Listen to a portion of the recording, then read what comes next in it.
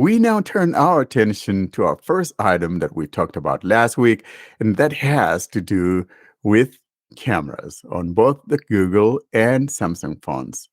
Boys, any of you would like to talk about this? Because so basically, what we talked about, as you guys heard in the celebration last week, and we want to thank those of you that participated. And if you didn't participate last week, we have that 2-year anniversary coming up on December the 17th, and we would love for more people to join us. This is going to be another big one, a huge milestone, saying we're now 2 years old. And so we'd love for you guys to be part of that celebration.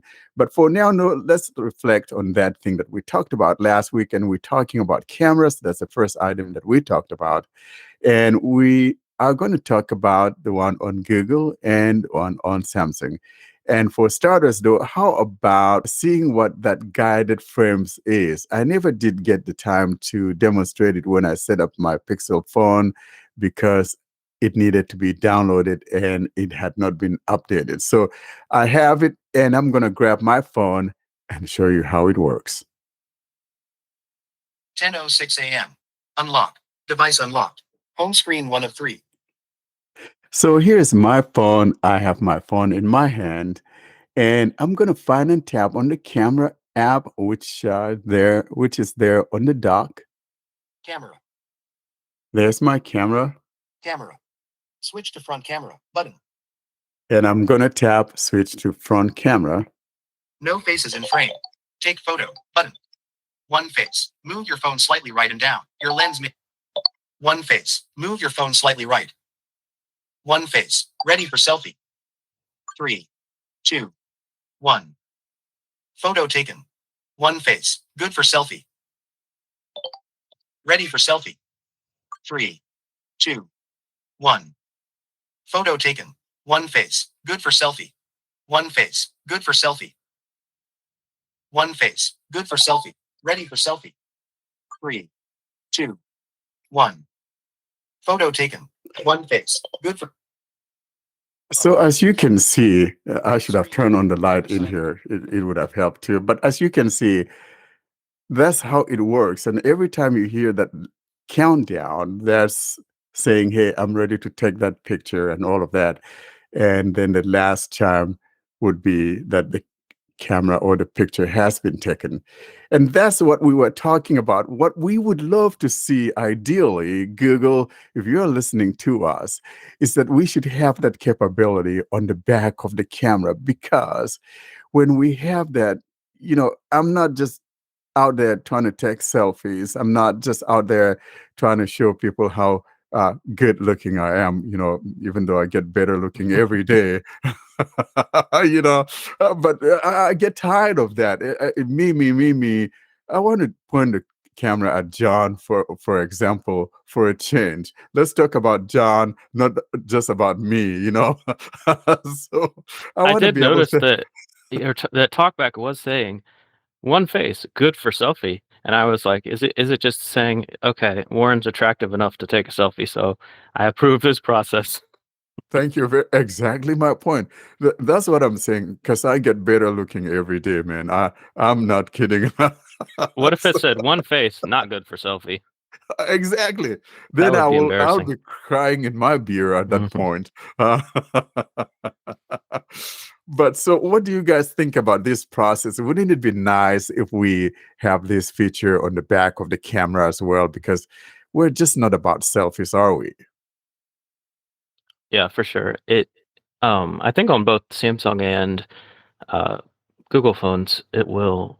Correct me if I'm wrong, but I think it will tell you there are faces in the frame. Like it'll say one face top left or two faces top middle or something like that. But it won't like direct you, and it won't have a countdown for you or anything like that.